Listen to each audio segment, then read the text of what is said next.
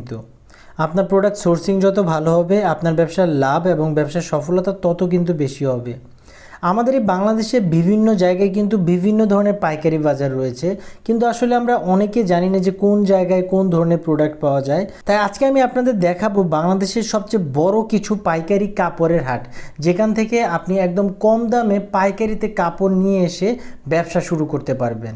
এক নম্বর হচ্ছে গাউসিয়া পাইকারি হাট।